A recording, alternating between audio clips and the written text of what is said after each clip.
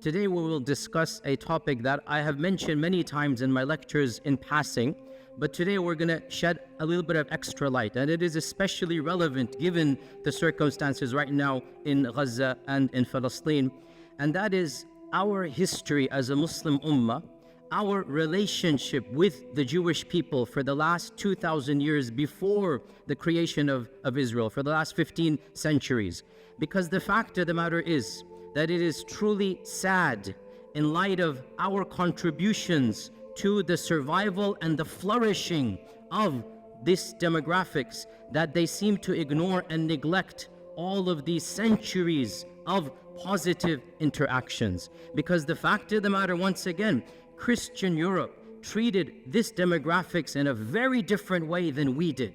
And multiple times in history, the Muslim Ummah and the Muslim civilization played a vital role in protecting hundreds of thousands of persecuted Jewish people. So we need to be aware of this, and we need to know our own history. And again, only so much can be said for the history of 15 centuries. But as you're roughly aware, we went over this in detail this earlier part in a number of lectures.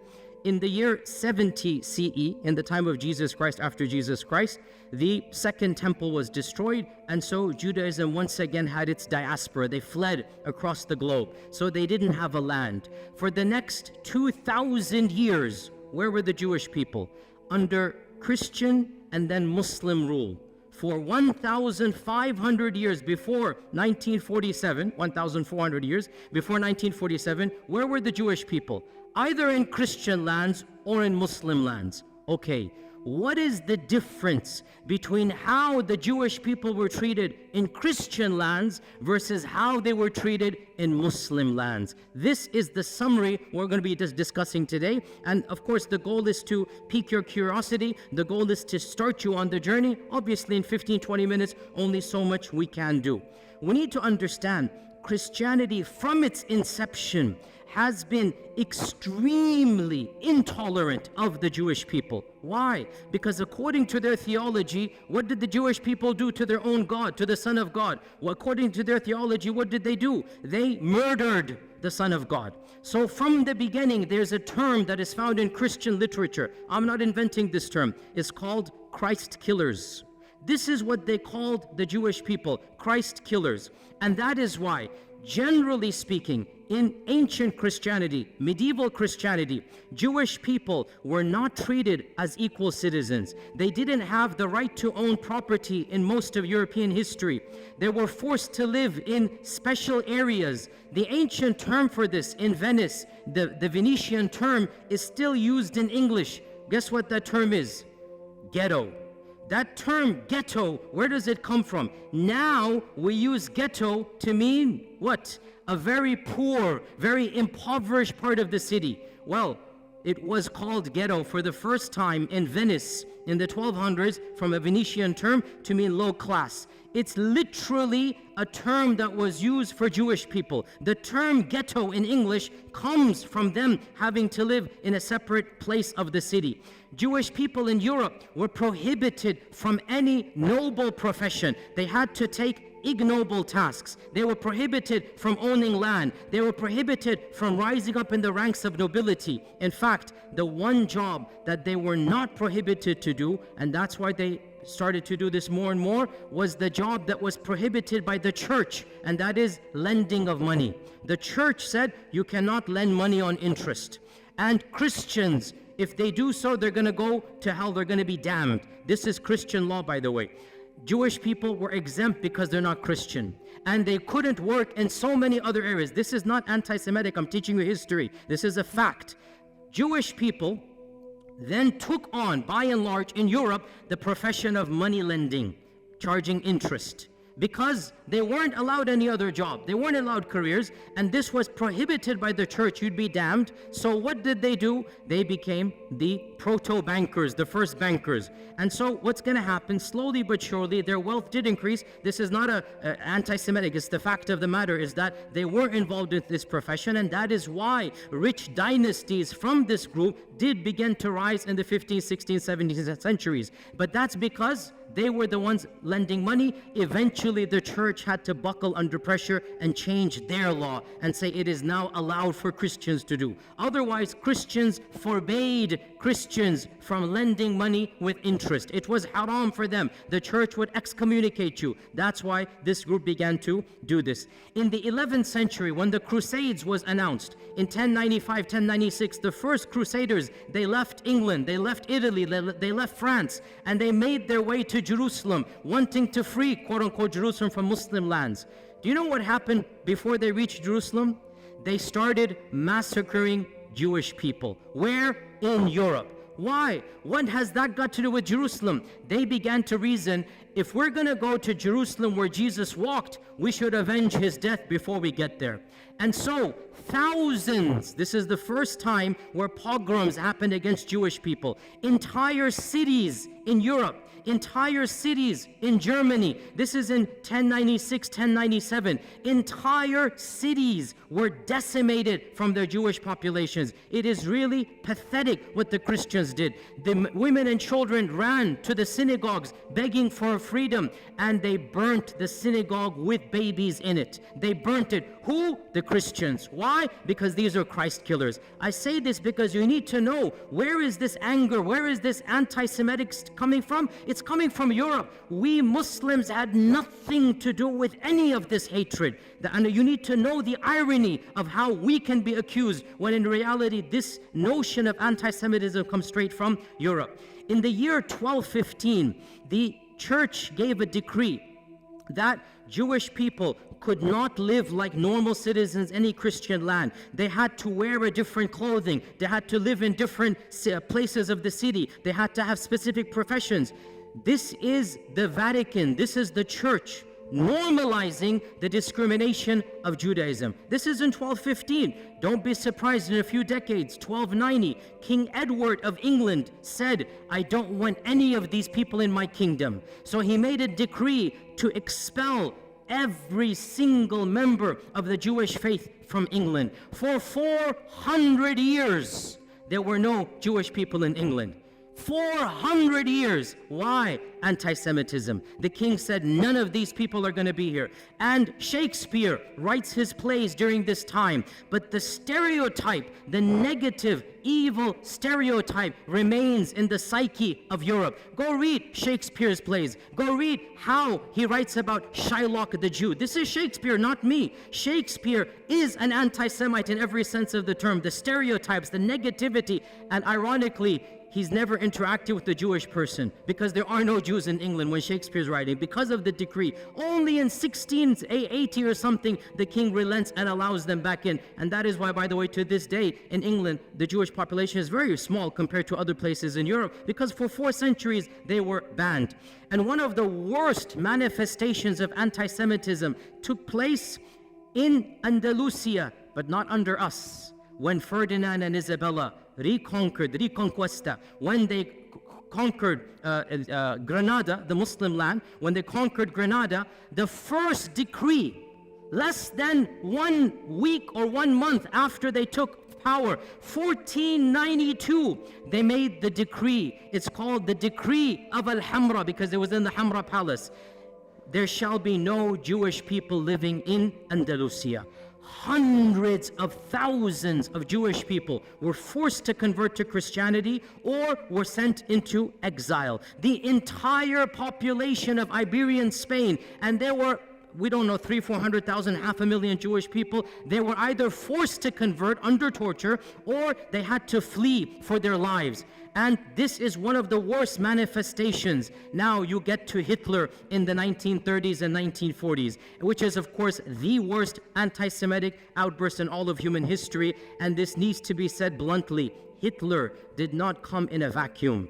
Hitler is tapping into mainstream Christian notions of anti-Semitism. The term anti-Semite, the birth of anti-Semite, the notions of anti-Semite, it has nothing to do with Arabs and Muslims. It is European and Christian through and through, 100%. Even the term is invented by the Christians and used by the Christians. This is just a summary of Christian lands. Let's move on to Muslim lands. Subhanallah, wherever Muslims went and there were Jewish people, the Jewish people faced a type of flourishing. They were given a type of protection they could never find in Christian lands. And when Muslims conquered what is currently Iraq, what is currently Iran, Iraq had a large population of Jews in Baghdad from the time of the first expulsion, not even the second, from 500 BC, because the largest group of Jews from the first expulsion, they went to Iraq. So Muslims found large groups of Jews in Iraq. In Iran, Isfahan, hundreds of thousands of Jewish people, again from the first and second expulsion. And the Muslims came and found them, and they gave them protection under the treaty of Umar ibn al-Khattab. Jerusalem, when Umar ibn al-Khattab marched into Jerusalem, guess how many Jewish people were there? 0. Guess how many synagogues? 0.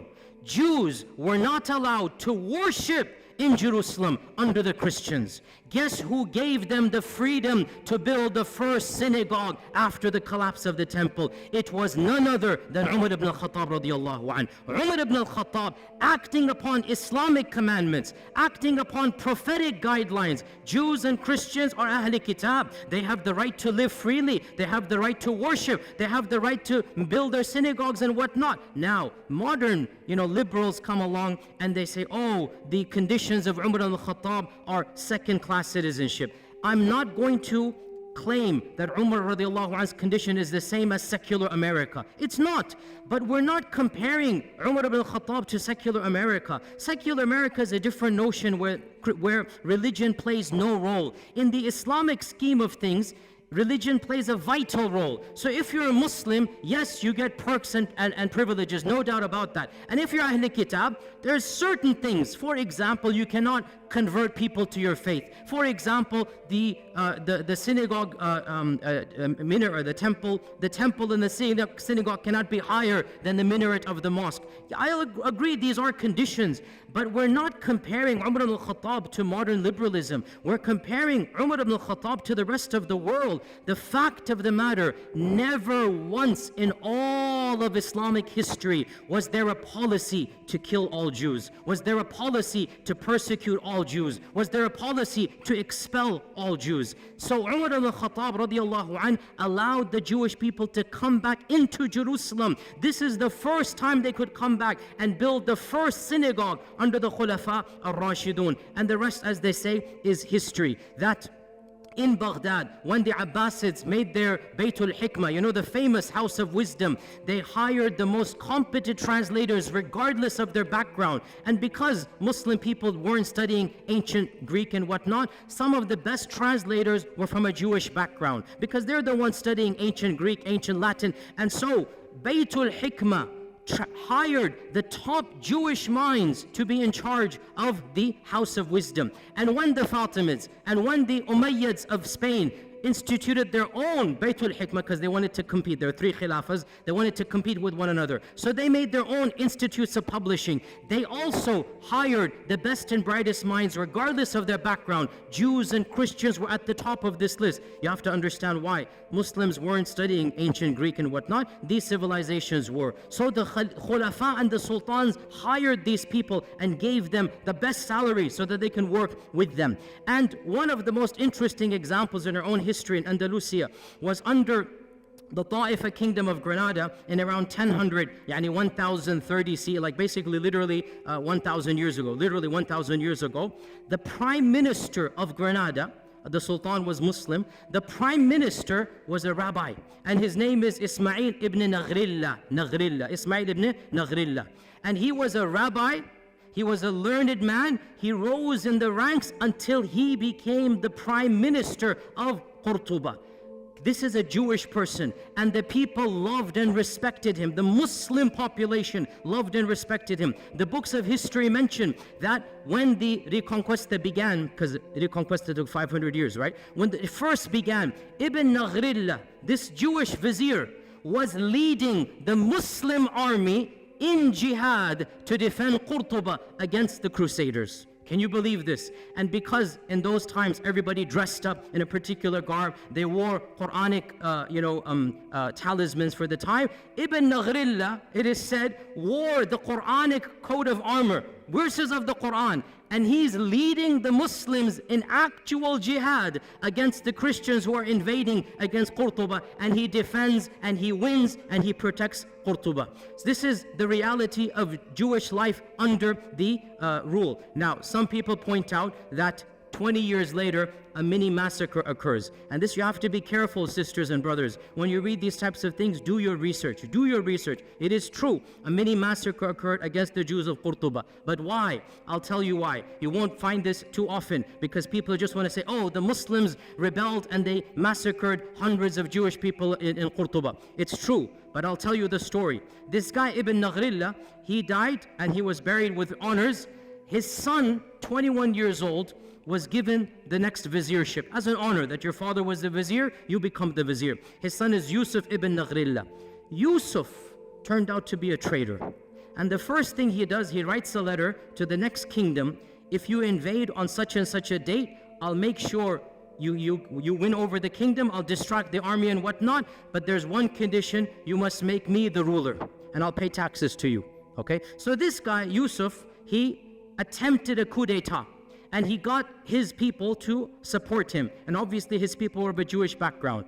The letter was uncovered. The Muslims went wild. Mobs attacked the palace and literally shredded Ibn Naghrillah, Yusuf, the son of the famous one. They literally shredded him and tortured him to death. And then they turned on his core, killed him. And then it is true, sad, the mobs turned on the Jewish quarter because they thought this was a Jewish revolt against the city, and innocent people lost their lives. But the point is, no sultan gave the command, no government instituted this, and the reason why it happened was not because they were Jewish. It's because the notion came that the entire community is treacherous to us. That's why this happened. Then things went back to normal and Jewish communities began to flourish. Within 150 years, the greatest Jewish mind in all of Jewish history was born and raised and studied in Qurtuba. Who is this person? Who can tell me? Musa ibn Maimun. Rambam is what the Jewish people call him. The holy rabbi, Rambam. Memorize this name. That's a title, honorific title. Musa ibn Maimun, Moses Maimonides. In the entire history of Judaism, there is no theologian that is more respected and venerated than Rambam. Rambam, Moses Maimonides, born and raised in Qurtuba, traveled the Muslim world, died and is buried in Egypt, in Cairo. He spoke fluent Arabic. He went through the madrasa systems. In those days, if you wanted to study, you went to the madrasa, right? And the madrasa is religious. So you study the sciences along with Quran and tafsir and hadith and fiqh. So Musa ibn Maimun, as a Jewish student, was not just given the freedom, he excelled in his studies. And his biographers mentioned this. I'm not making this up. Read his modern day biography. He lived like a Muslim, prayed like a Muslim, recited Quran like a Muslim. Nobody forced him. It was free. Andalusia, you could be who you are. But he was in such awe of Islam that some people say he secretly converted for a few years. Allahu A'lam. But he lived like a Muslim in the dorms. And there was no pressure because in Andalusia, there was a type of religious freedom that was not found anywhere in Europe. You could be a Christian, you could be a Jew, you could be a Zoroastrian, you could be a Muslim, and everybody lived freely in Andalusia. But Rambam decided to act like and memorize the Quran like a Muslim. Eventually, he goes back to his rabbi, profession, and he begins writing. Now, this deserves an entire lecture. I don't have time to get into there, but it is one of my areas that I love to read about because intellectual history is my area. Moses Maimonides, listen, I'll just summarize it. He took Islamic concepts and he Judaicized them. Mainstream Judaism is influenced by Moses Maimonides, and Moses Maimonides is influenced by Islamic thought. Now, this is not a conspiracy. Again, look this up. In fact, there's an entire entry in the Stanford Encyclopedia. I just saw this today to make sure that I can reference to you. The Stanford Encyclopedia Online, which is one of the most largest online encyclopedias. The Stanford Encyclopedia of Intellectual Thought has an entire article, The Islamic Influences on Moses Maimonides. And of them, his proofs for the existence of God, his concept of God is coming straight out of Al-Farabi al-Kindi. His notion of prophethood and what is prophethood, his notion of even theology. Pause here, footnote. This sounds strange, I know, but Judaism, by and large, did not concentrate, did not care about belief. Judaism cared about what? What? Law. Judaism cared about how you act. It had almost nothing to do with Aqidah. That's why they don't have any book on Aqidah. The first book of Jewish theology, who wrote it? Rambam. The first book. And you read this book, and you are reading Al-Farabi, Al-Kindi, you are reading Islamic Mu'tazili thought, his conception of God, of the attributes, of Qadar, his conception of prophethood, it is coming straight out of his madrasa training. And this is now mainstream Jewish belief. I'm not making this up. This is well known. Mainstream Jewish theology is coming straight out of Andalusian madrasa. He just changed it, made it a little bit, and he wrote a creed. To this day, the righteous or the observant Jewish people, the first thing they do when they wake up, they read Moses Maimonides' one-page creed. And it begins, Ana mu'minu, I believe in, just like Aqidah Tahawiyah, just like other Aqidas, it literally begins, I believe in, and there's 13 points. I believe in God, there is one, la sharika la type of stuff, literally coming out of Islamic thought. He has no partner, cannot be described in this and that, literally goes through, and it goes all the way, and I believe in resurrection, I believe in the Messiah that's going to come, one of the 13 points, I believe in the Messiah. So this is coming from Musa ibn Maymun. By the way, one interesting thing about Rambam, wallahi, so ironic. He became the best physician of his time because he mastered Ibn Sina. So he read Ibn Sina, he mastered Ibn Sina, now he's the best physician. He works his way up. Guess who he becomes the personal doctor to? None other than Salah ad-Din al-Ayyubi. Salah ad-Din al-Ayyubi takes him as his personal court doctor. For a period of time, he travels with Salah ad-Din. He is the primary doctor of Salah ad-Din Ayyubi. Nobody can accuse our religion of anti-Semitism. Nobody can accuse our sultans, our khulafa of hating people because of their different faith. It didn't happen that way. If you were talented, you were the best doctor, and it's so ironic. Salah ad-Din is conquering Jerusalem, and Rambam is his main doctor. Subhanallah. How can we not remind our Jewish brethren of this reality? Look at from where to where. Look at the past, and now look at how that has flipped. Eventually, he went to Egypt. He lived in Egypt. By the way, he wrote most of his writings in which language? Arabic. The chief rabbi of Judaism is writing his books in Arabic. This is well known. You can see them and look at them online. And he has a book called The Guide of the Perplexed. And there are a number of papers about this, that this is coming straight out of Al-Ghazali's Al-Munqidh min al-Dalal. Literally, Imam Al-Ghazali wrote Al-Munqidh min al-Dalal, and there is a book that he wrote for his people, The Guide for the Perplexed. And it has the same motifs, the same notion. Again, it's not copy-paste, because in the end of the day, he's an intellectual thinker, but he takes ideas, he takes notions from Islam, and he Judaicizes them, which is what we expect to do. But where is the origin? What's the kernel? From our faith tradition. It is true to say that never in the last 2,000 years before the creation of this country has the Jewish people flourished as they did under Muslim Spain, under Islamic Andalusia, their greatest minds, their largest synagogues. You can visit their synagogues to this day in Qurtuba, in Granada. They still have their synagogues that were built not under the Christians, under the Muslims. Now in 1492, Ferdinand Isabella come, the first decree, all Jewish people will leave or convert or die, be killed. Where did these 500,000 Jewish people go? The Sultan Muhammad II gave a decree. Anybody who flees from Andalusia shall be welcomed in our lands anywhere you are. And he said, any vizier, any governor, any businessman who impedes their settling, who stops them to settle in any city, shall be punished by the Sultan himself. Sultan Mehmed II welcomed hundreds of thousands of Jewish people in 1492 with open arms. He literally saved them from execution or forced conversion. And he was angry at Ferdinand and Isabella, and he goes, this is not a good policy. But he thanked them. He goes, but you are giving us your good minds, your good workers. Don't worry, we will take them. Because of this, sisters and brothers, where did they go? They ended up in Morocco, in Tunisia. They ended up in Egypt. Hundreds of thousands of large Jewish communities were living in the Middle East, in Yemen. They were living there because Ferdinand and Isabella expelled the Jewish people. Muslims welcomed them and they said, Tafaddal, come and live here. And they lived here up until 1947. And by the way, before we even get to 1947, let's not forget another chapter in Muslim Jewish history. And this one, I was honestly surprised when I found out.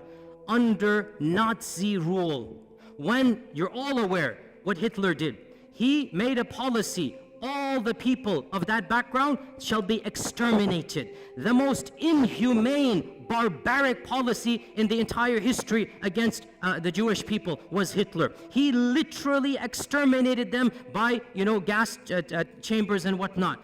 Guess who intervened where possible? In multiple countries, Muslims, sometimes at risk to their own lives, stood up and protected Jewish people. And wallahi, brothers and sisters, I say to you honestly, I have visited Auschwitz and Dachau. I have studied this chapter in history. Wallahi, I swear to you, if I were alive at that point in time, I would hope to Allah that I have the courage and bravery to stand up against the tyranny of Hitler and to protect innocent women and children. The way they were brutalized, the way they were rounded up and just killed for no reason. Innocent babies, we saw thousands of toys and thousands of shoes of children literally just piled up there, killed for no reason. I would hope I would have that courage as well. And I was so happy to hear so many people stood up. The Sultan of Morocco, interestingly, Morocco was under the French rule, and so technically it was not independent. Yet when the French said, give us your Jewish people, Sultan Muhammad V said, no way.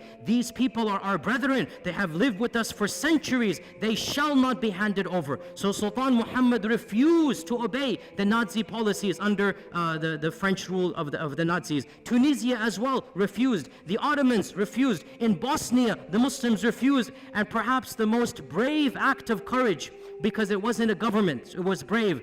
In France, the Muslims who were under the Nazi occupation. So the Nazis, if you remember your history, they invaded France and they took it over. So you have Nazi rule in France for a few years. You literally had Nazis ruling France before the liberation in 1947. So Nazis are in control. Muslims were allowed to live as second-class citizens. The Imam of the Masjid, Abul Qadir, the Imam of the Masjid, the Grand Mosque of Paris, I visited it. It's a very beautiful masjid built in the 1930s. It's still standing to this day. It's a beautiful, iconic masjid in Europe. The Imam of the Masjid gave a secret talk to the Muslims, and he encouraged the Muslims, if you know any Jewish friends of yours, bring them in. We will protect them in our mosque. The basement of the masjid became a home for the Jews under Nazi rule in France. And this was engineered by the Imam, the Sheikh. And some people didn't have space. He forged Islamic documents and told them to dress like Muslims. And it is said he saved over 1,000 people by this policy. 1,000 Jewish people in France were saved by the Muslim community, who literally banded together. They didn't tell any secrets. There were families in the basement of the masjid, and those that didn't have space, the Imam personally forged IDs that these are Muslims. Because in the end of the day, what do the Nazis know? They look different, they talk different, they dress different. Khalas, they pretend to be Muslims. This is what you call Islamic rule. This is what is akhlaq of the Muslim. When this tyrant comes, you're not going to allow him to do this. You will protect them. And so it is truly sad that all of this history has been completely forgotten. What happened? Obviously, you're aware. In 1947, it is estimated there were around less than 1 million Jewish people living in Arab and Muslim lands, less than maybe 900,000. That's a huge number, by the way, especially after World War II. After World War II, you had more Jewish people across the Middle East and Arab lands than anywhere in Europe, right? So almost 1 million living in Yemen, in Cairo, in Iran, in Morocco. These are all people of Jewish background. What happens in 1947? The country of Israel is formed, and they make a call, a plea, that if you come here, you will be given perks and land. If you come here, you will be given a better economic status. And so majority of them migrated. Why did they migrate? Put yourself in their shoes. It's their land. From their perspective, obviously, they're getting their own people, they're getting a citizenship, they're getting land, they feel it's going to be safer for them. Some of them believe in Zionism, and yes, I'm not going to deny, because of the atrocities in 1947 and the massacres against Arabs, it is true, in a number of Muslim lands, for the first time in history, these types of sentiments that we now are familiar with began to develop against the Jewish population. I'm not going to deny this. But why did it happen? Because of politics of Israel. Not because they were Jews, because Israel massacred thousands, hundreds of thousands of Muslims, expelled hundreds of thousands of Arabs. Well then, there's going to be a feeling of sentiment. Why are you guys doing here? Go where you belong and whatnot. So all of this put together in the next 5 to 10 years, from 900,000 Jews in Arab and Muslim lands, currently it is estimated there are less than 15,000 across all lands. 200 here, 500 here, all of them have come to Israel. But one final point, and with this we conclude. Subhanallah, this is something you need to know, O Muslims. This division of living under Muslim, living under Christian, it had and has and continues to have a profound impact on the demographics of the country of Israel. Judaism is divided into multiple groups. The three most important groups: number one, Ashkenazi; number two, Sephardim; number three, Mizrahi. These three divisions go back to whether they were living under Europe or under Muslim rule. And the most Europeanized Jewish people are the Ashkenazis. These are the ones, they never lived under Muslim lands. These are the ones, they have a different cultural background. They're more European. Generally, they're more secular. Generally, they're the ones in charge. Generally, they're socioeconomically privileged, and they're the governments ever since the founding of Israel. Sephardim are those Jewish people that were kicked out of Andalusia. And Mizrahi are the Jewish people who lived in Arab lands, Yemen, Iran, other places for many millennia. They are the smallest. Generally, Sephardim and Mizrahi are more pious. They're more orthodox. They're more religious. They're more believing in God. And a lot of you don't know this. In Israel, they are treated like second-class citizens. In Israel, because they can tell by your looks, they can tell by your name, they can tell by your culture. The Ashkenazis, who have a white skin color, are the superior class. And of course, there's even a lower category, the Falasha, which are coming from Ethiopia, and you should see how they are treated in Israel. They are the lowest of the low. But above them are the Mizrahis, and above them are the Sephardim. Sephardim and Mizrahis, they are ghettoized in Israel. In the 40s and 50s, they were not given the land they were promised. They were not given the perks that the Ashkenazis were given to. They were not given government positions. And this caused, I'm not joking, you can look this up, in the 60s and 70s, political parties, some of them semi-violent, from the Sephardim, from the Mizrahi, were formed to fight against whom? Against whom? The Arabs? No, Ashkenazis. To fight for their rights. And these days there is a massive party in Israel called the Shas Party, S-H-A-A-S, the Shas Party. It is the fourth or the fifth largest party. It is a party that was founded to protect the rights of the Arab Jews, i.e. the Sephardim and the Mizrahi Jews, so that they have equal rights as the Ashkenazis. You have to realize racism is rampant in that group of people, even amongst their own. Any Jewish person who lived in Muslim lands, who spoke Arabic, who comes from an Arabic culture, is not treated with the same respect as the Europeans. And this is well known open secret. Go look it up. Go do your research in this regard. So this is one point. And I want to conclude on this point, sisters and brothers, and that is that we are not mentioning this. Wallahi, we are not mentioning this to remind them of a debt they owe us. No. We did this because Allah told us to do it, not because of them. We did this because our Prophet ﷺ taught us this is how we treat minorities. We would do it all over again, but we just want to show the world this is Islamic law, this is Islamic Sharia. The freedoms that they had, the intellectual, curiosities, the books that they produced, they couldn't produce a fraction of them in Europe in medieval times. And that is what we give to the world. It is truly sad, and we don't say this as a debt or a favor. We're just pointing out the facts. It is truly sad that the same descendants of those whom we saved, those who were given refuge with us, they have flipped the script, and they are doing what Hitler did to them, they are doing to the very people who protected them. And we just say this as a historical fact and record. Otherwise, we complain to Allah and Allah alone. These are facts we should all know, and we are proud as Muslims of our history, and we're proud of our Sharia, and there's nothing to be ashamed of. Alhamdulillah, thumma alhamdulillah. And inshallah we'll continue in the same vein. Jazakumullah khair. Assalamu alaikum wa rahmatullahi wa barakatuh.